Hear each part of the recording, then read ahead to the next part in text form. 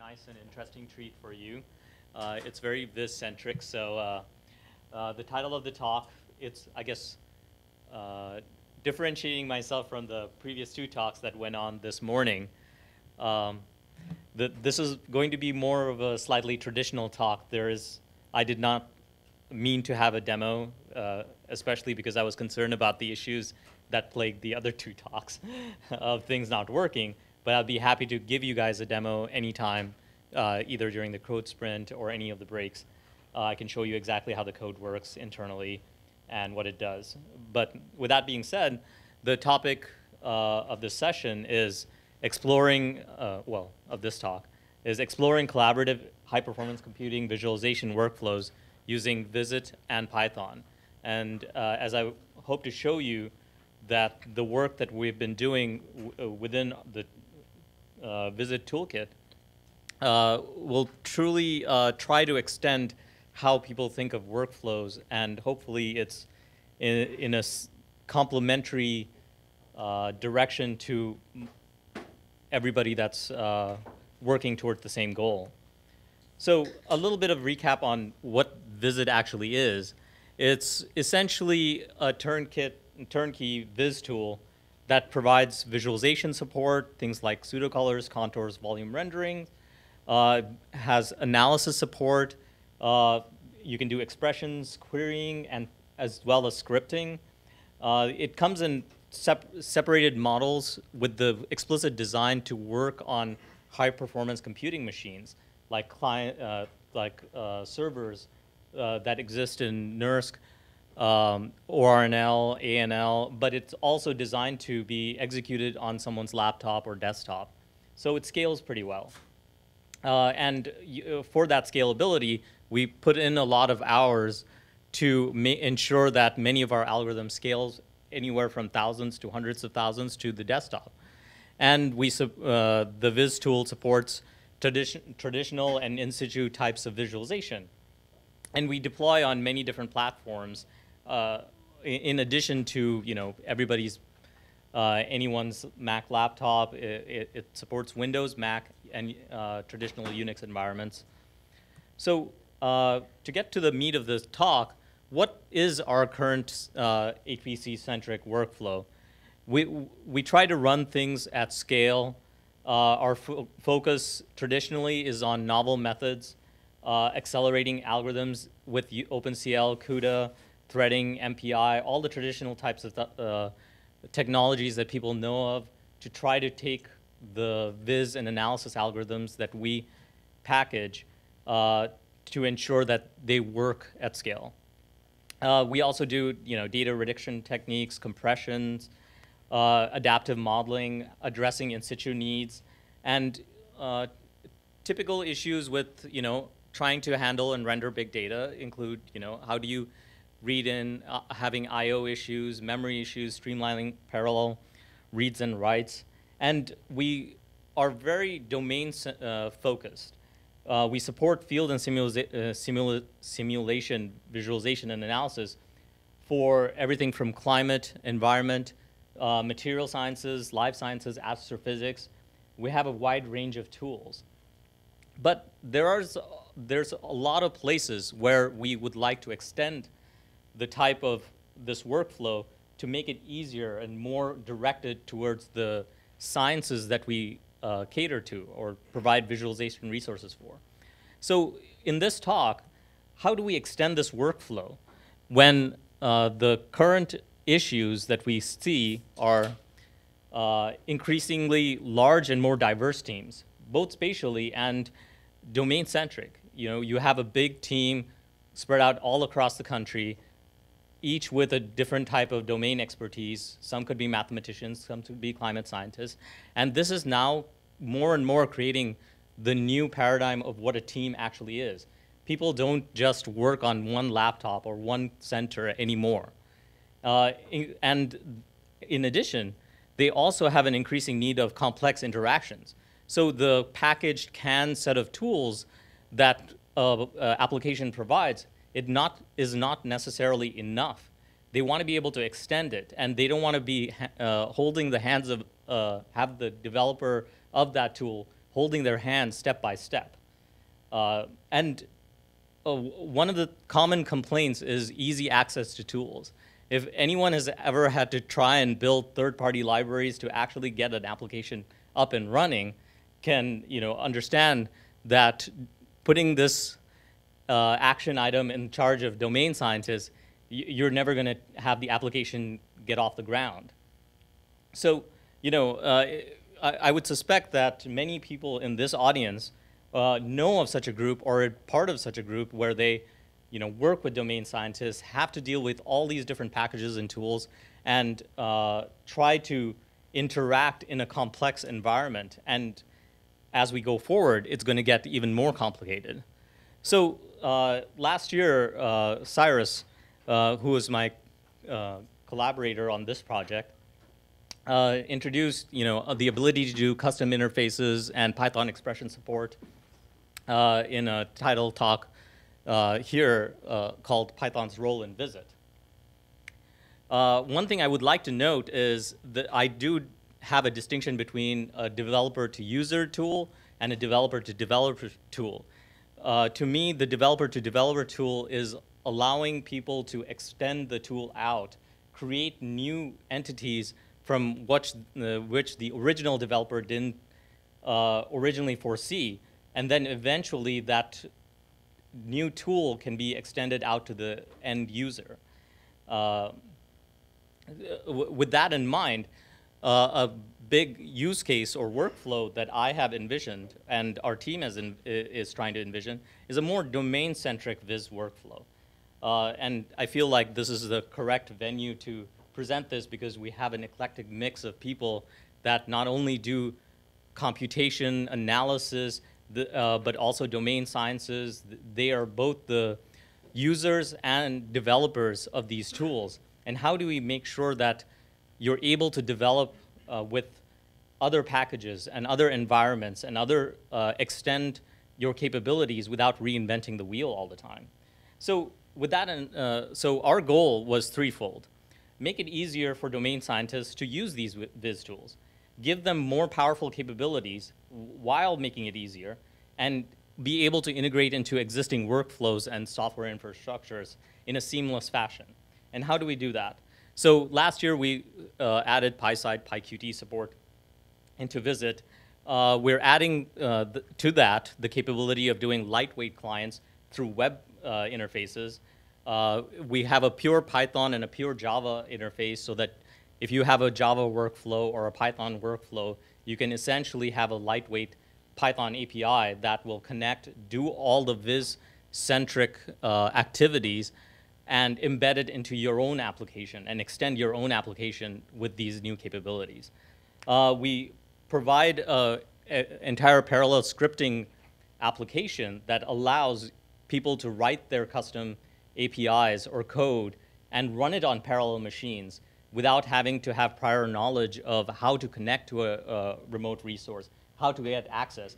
We do all that for you, and we target the coding that people would envision doing to the domain science side of things.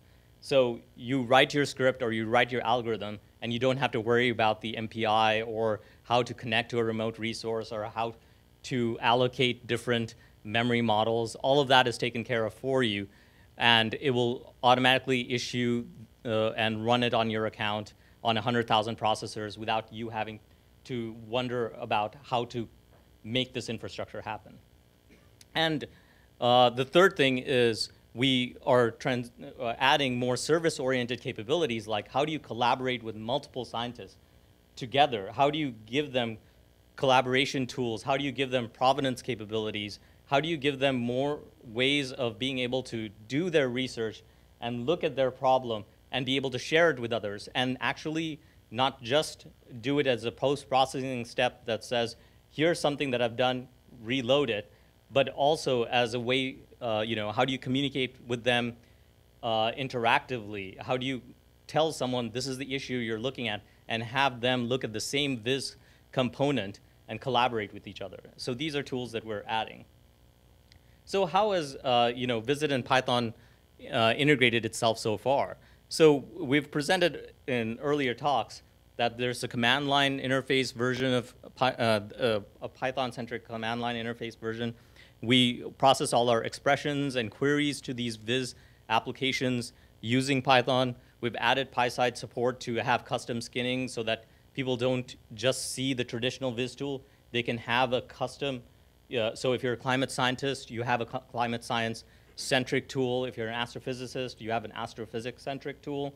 And you don't have to go to the low level of all the operations that VisIt itself performs. You only see the higher level of the interactions that you'd like to issue. So, with that, the new additions have been, we've created a pure Python version of the client so that you can do all the actions you could do traditionally, but embed them into your own workflow and have the same, embed even the Viz components, whether it's image rendering or data rendering. I will get into more of that in the next few slides. And the newest addition is a programmable operator with, in addition to sources and databases that we provide in our visualization tools so that you can actually do your own parallel analysis within a Viz pipeline. In a nutshell, you don't even have to use the Viz portions of it. You can just use the VisIt engine components as a container to do your own parallel processing. So what does this actually look like? Since this is since we're a Viz group, we like making pictures.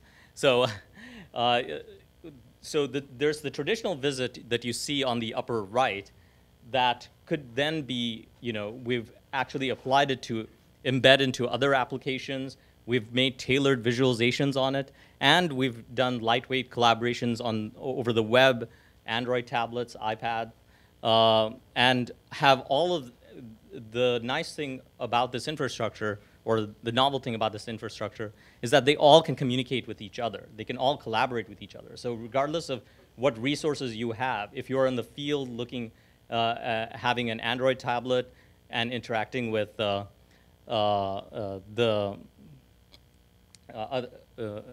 interacting with the other components, you have the ability to do so. The use case that I would like to run you guys through really quickly is when you have, let's say, a climate scientist that comes into this workflow. We want to be able to give them an interface that talks in lat-long 2D grids, 3D globes, and continental overlays. We want to have their options now be zonal mean averages and extreme value analysis and peaks over thresholds. They no longer think of things as here's a operator, or here's a data, HDF5 database, or here's a plot that I want to do. I want to look at things with continental overlays. I want to look at things with things in context to my domain, and I want to make it as easy as possible to be able to use it. The second thing is, how do I want to collaborate? I want to be able to collaborate, control, and communicate with any results that I find with my peers, whether it's post-process or during the process, and utilize the resources. So for example, if you're using 10,000 cores on a remote machine that's rendering a massive data set, you just don't want to have the one-time interaction with it. You want to be able to have your team look at it, do additional runs, inquire, and do more research-centric operations. And how do we add power to this framework? And we use Python and R to actually add power to this framework. So the two things that are greatly being pushed are the collaboration and power side of things. So the image-based representation of this is, you want to take your custom interfaces, you want to have your domain processing, and you want to be able to share with the collaborators. These are three different types of tools we want to make sure that developers and eventually the users have access to. So this turns into VisIt as a service kind of a model where it enables cloud-based connections, ad hoc clusters, ability to propagate so you can have multiple people on different sites having the exact clone of whatever you're looking at with the massive run that you've done on an HPC environment, And do it over REST API if you need to. So if you have a client, you can give them a URL. They can connect to a web interface and see the exact same thing that you're seeing and interact the same way that you're interacting. The internal API logic is JSON-centric, but it also supports binary, ASCII, and the VisIt service connects directly over WebSockets. So from a website, you can actually directly connect to a running VisIt session and have access to the infrastructure and control this infrastructure. It actually transmits state API and data and supports control, image-based, or even data forwarding. So if you want to do a WebGL local rendering of the data that you're exporting or you're working on, you can actually do that. So you can put it in the environment that you see fits most appropriately for your needs. As I mentioned earlier, many of these tools are very developer-centric, but eventually we want to make things easier to be able to cater to the end audience, which is the domain scientists, so that they are able to do their research and it's focused on their research. Does this include the late start? Was there late? Yeah, I didn't start. I was waiting for the moderator. Okay, yeah, I'm the moderator, so what time did you start? Like 40 or something. Okay. Yeah. So, okay.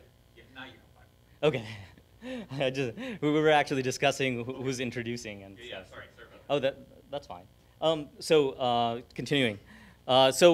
We have tailored visualization services. VisIt can support up to 16 unique windows and services, and you can have a team of clients on any subset of them. So you can have one team looking at a 3D viz, another team looking at the 2D overlay, and they can all collaborate with each other.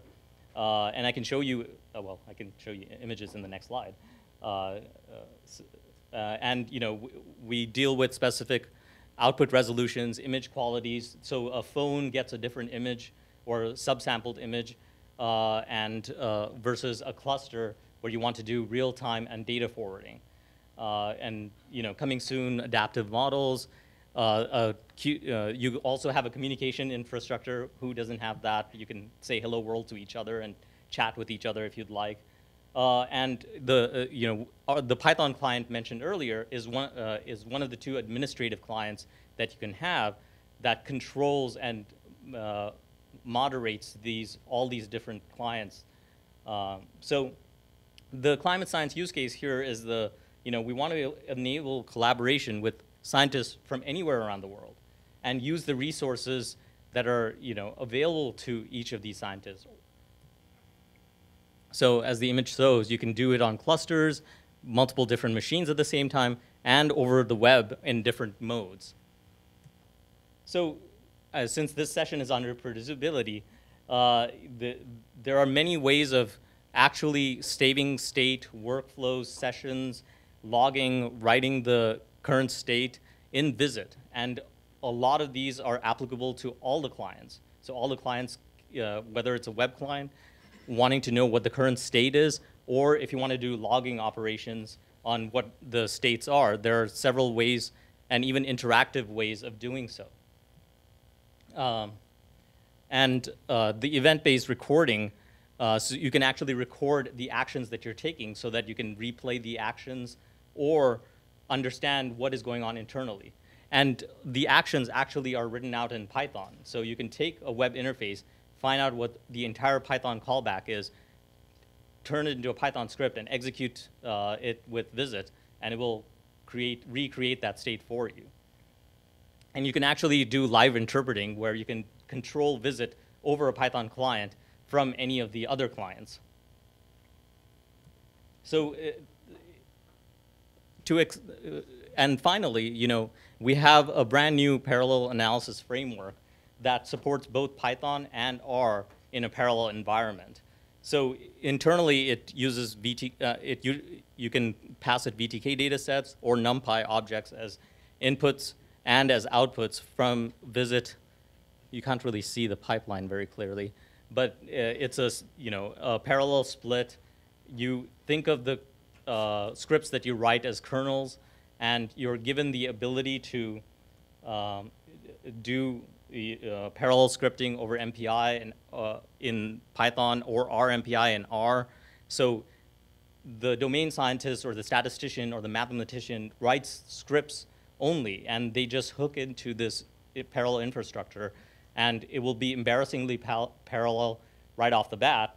Or they could do more complex things that use the parallel Python or RMPI to do additional computation. And each of these can be input and output in a big network with each other. So you can have an execution network that calls several Python scripts and R scripts together in a big pipeline. We are making several common third-party libraries available, such as VTK, NumPy, RPy2, MPI4Py, YT, and I mean, especially virtual N will allow you to add infinitum. And we have template functions that support, how you do for each location. So essentially, we have had users not want to do MPI, but they want to take advantage of MPI. So we added this thing called template functions, very similar to how parallel kernels work, where you have a for each location, and this is what I want as an input, and this is what I give as an output, and let VisIt actually stitch all the responses together. You can have writing and output, and we've used it for doing extending the extreme value analysis operations or peaks over threshold for the climate use case that we present. And here are the results. You can transform the data. You can have extending parallel analysis. You can have different types of visualization. It's not necessarily domain specific, but you can cater to a domain in a much more easier fashion this way. So putting it all together, we want to enable scientists to focus on the science. And we have an updated workflow environment that we hope is complementary to the direction where we feel like everybody's heading towards, which is, we want to make sure that there's simpler clients that is directed towards the domain. It is available over the web and is embeddable, allows them to collaborate and reproduce workflows, and extend the resource capabilities beyond visualization to actual analysis. And Python has played a critical role in all of these steps. And there's lots more to do: user access control, extended functionality, robustness, but at the same time, we want to promote these domain-centric communities, interactive tool support, and add live services so that they can interact with people that are more knowledgeable and teach people that are less knowledgeable, and foster an ability to not just be lost when using a tool. Have a community support involved in making sure that your time and your resources are used effectively. So I want to say thanks to all my collaborators and especially the audience for listening to the talk. Any questions?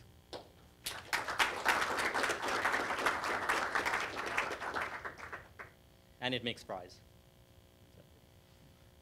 So, does anyone have a question? I have one. Is there a more lighter weight way of running VisIt on your own machine? Because that seems like VisIt itself? Yeah, VisIt. So it's great that it seems like you're making it easier for somebody to start using VisIt or to start sort of doing analyses in it with these lightweight clients. Yes. Is there work to make it sort of easier to because it seems like it's a framework that you have to really buy into in order to start using it.